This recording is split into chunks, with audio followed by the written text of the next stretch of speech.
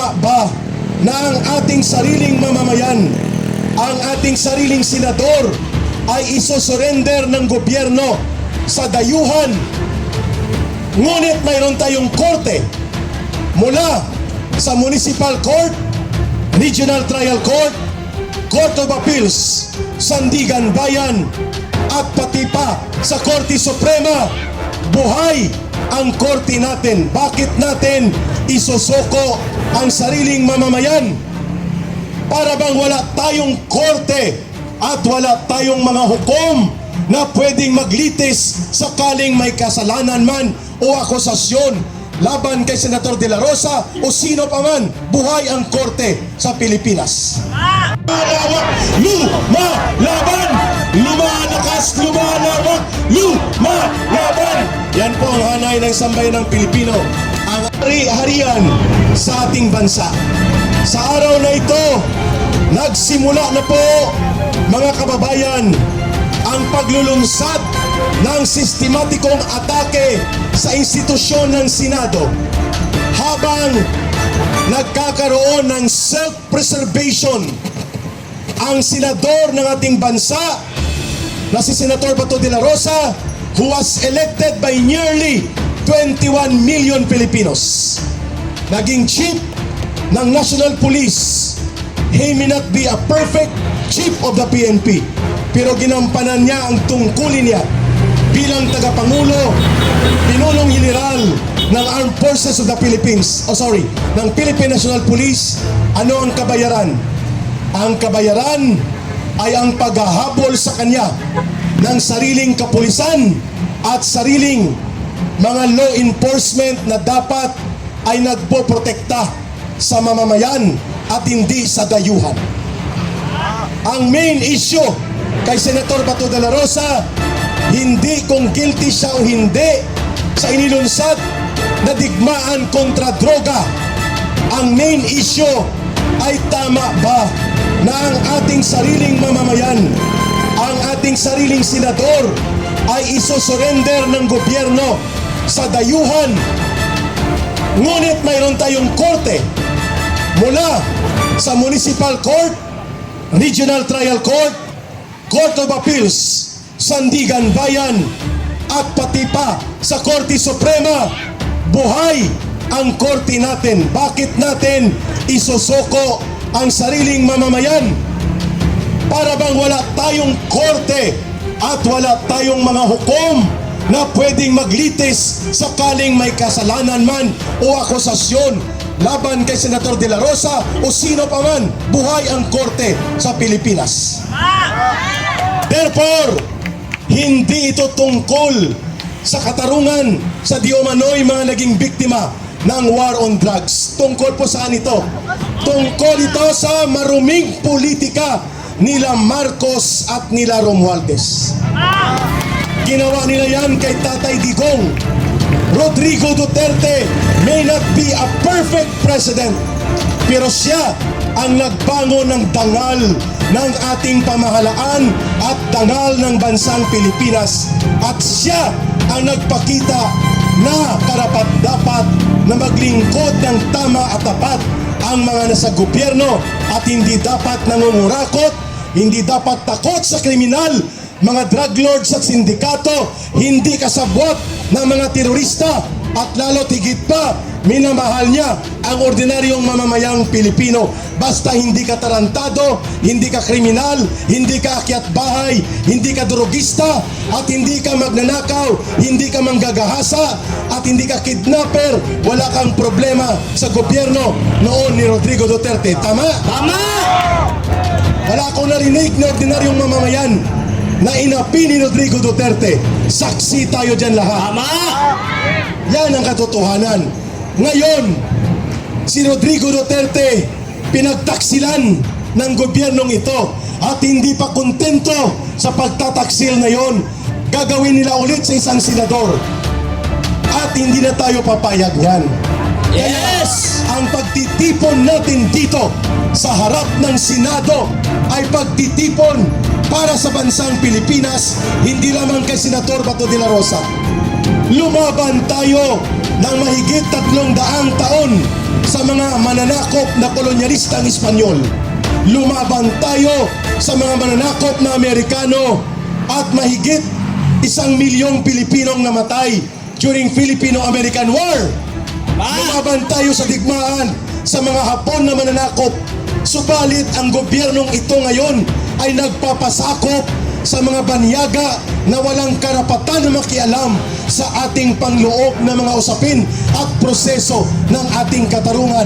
Traidor at taksil ang ganyang gobyerno. Hindi yan gobyerno ng mamamayang Pilipino. Tama? Malinaw kung bakit tayo nandito. We are not defending Senator De La Rosa's rights only. We are defending the entire institution of the Senate. Ipinagtatanggol natin, mga kababayan, ang dangal, integridad at ang kalayaan ng Senado. Bakit? Sapagkat ang pagtanggal kay Senator Bato de la Rosa, ang pag-aresto at pagpapakulong kay Senator Jinggoy Estrada, at susunod pa, Brother Vince, mga kababayan, Councilor Rani, posible po na isunod nila si Senator Joel Villanueva, Senator Chis Escudero, si Senator Marcoleta, Senator Mark Villar. Ama! Ano po ang ibig sabihin nito? Si Boying Rimulya bilang ombudsman at ang Department of Justice, sila po ay hindi gagalaw kung hindi ipinag-uutos at hindi kinukumpasan ni Marcos. Ganon lang po yun kasimple. Walang katarantaduhan na gagawin si NBI Director Matibag na akala mo siya na ang pinakamagaling na law enforcer at abusado at hambog sa kanyang katungkulan, na akala mo nalalasing siya at akala niya hindi na ito matatapos ang katungkulan niya. Ama! Walang matibag na abusado kung hindi kinukonsinti at ginagamit ni Marcos sa kalokohan, sa pag-abuso ng ating gobyerno na dapat nagtatanggol ng tama sa batas at sa hustisya para sa tao. Dapat malinaw sa atin yun. Hindi tayo mga tuta ng Duterte. Tayo ay nagmamahal sa mga Duterte. Walang mali doon, mga kababayan. Mas malakas yata ang mic ni Vince. Vince, mas malakas ito. Walang mali na nagmamahal tayo sa Sara Duterte bilang Vice President. Nagmamahal tayo kay former President Duterte. Hindi mali yun, sapagkat hindi sila ang nasa sentro ng 1.9 trillion pesos na pagnanakaw sa kaban ng bayan. Ang lahat ng mga ebidensya, lahat ng testimonya at lahat ng mga inihayag na mga pagbubunyag nagtuturo, dalawa ang mastermind ng sindikato, si Marcos at si Romualdez. Hindi sila nakukulong, hindi sila kinakasuhan, at sila ang kumukumpas ng kataksilan at kaguluhan sa Senado man at sa buong bansa. Yan ang katotohanan. Ang kaguluhan sa Senado, mantakin mo tatawagin ni Marcos na peke daw ang nangyaring gunfight o putukan sa Senado. Pero 2 oras matapos, mabulabog ang tangkang pagpasok sa Senado at ang putukan. Bakit siya tumawag? Kay Senate President Alan Peter Cayetano para mga musta. Okay lang kayo dyan, Senator Alan? Kung hindi yun totoo, bakit siya nangamusta? At pangalawa, bakit siya nag-justify ng gabi na yon, May 13? Wala dyan ang NBI, wala akong iniutos. Pero ang kanyang pagsisinungaling, binuko at binulgar ng kanyang kapatid na si Senator Amy Marcos. Ang sabi ni Senator Amy, she has sources from NBI na ang nag-utos ng deployment para lumusob sa Senado noong gabing nagkaputukan si Marcos Jr. It is a public pronouncement, public record ito na inamin ni Senator Amy na siya ay may kaalaman na ang kapatid niya mismo na si Bongbong Marcos Jr. ang nagpautos ng paglusob na yun. Di ba sinungalingan yan? Kaya hindi kayo maniniwala na ang mga magnanakaw ay pinsan ng sinungaling. Mali! Ang magnanakaw ay kapatid ng sinungaling. Pero si Bongbong Marcos, itinatakwil niyang kapatid niya, si Amy Marcos. Anong ibig sabihin nun? Hindi si Amy magnanakaw. Tama! Hindi siya sinungaling. Kaya hindi niya kapatid. Ayun! Malinaw naman mga kapatid na ang kaguluhan sa Senado, ang pagpapaaresto kay Jinggoy Estrada ay para mapigilan ang pagbubukas sa June 4 ng Senate Blue Ribbon Committee investigation. Iyan ang inaantay natin. At sa mga nanonood sa ating mga independent vloggers at sa mga nandito na mga political commentators, magdagsa tayo sa Lunes hanggang Miyerkules. Ulitin po ni Ka Eric, let us show kay Marcos at kila Romualdez na ang pagtatanggol sa Senado ay pagtatanggol sa buong bansa na ayaw natin na gawin niyang salaula at balasubas ang Senado kapareho ng panahon na ito ay kinokontrol ni Tito Soto at nila Ping Lacson na nag-aakto ng mga ahente ng Malacanang at hindi tunay na senador ng taong bayan. Ano ang panawagan natin, Brother Vince? Mga kababayan, bring a body, volunteer, Lunes, Martes, Miyerkules. Yayanigin natin ang kalsada ng Senado sa panawagan na tayo ay itutulak natin at lalabanan ang tangka ni Marcos Jr. na gawin niyang rubber stamp o basura ang Senado at ang Senate Blue Ribbon Committee ay pipigilan niyang magbukas ng investigasyon kung saan titistigo si Saldico via Zoom. Kaya ayaw nilang magkaroon ng amendment to the rules. Ayaw nilang magtistigo ang mga bagma ni Saldico na nangungulekta at nagbibigay ng mali-maleta ng mga pera kagaya ni Paul Estrada, ni Mark Tiksay. Ayaw ni Marcos at ni Romualdez na magtistigo ang 18 former soldiers na nagdi-deliver ng mali-maletang mga pera.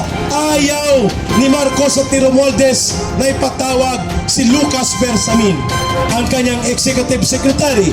Ayaw niyang ipatawag si Adrian Bersamin, si Amina Pangandaban, si Manny Panbunuan ng DPWH. Ayaw nila na ang katotohanan ay sasambulat sa loob ng Senado at maririnig ng buong Pilipinas at ng buong mundo na ang pinakadakilang magnanakaw noon 50 years ago ay ang tatay niya.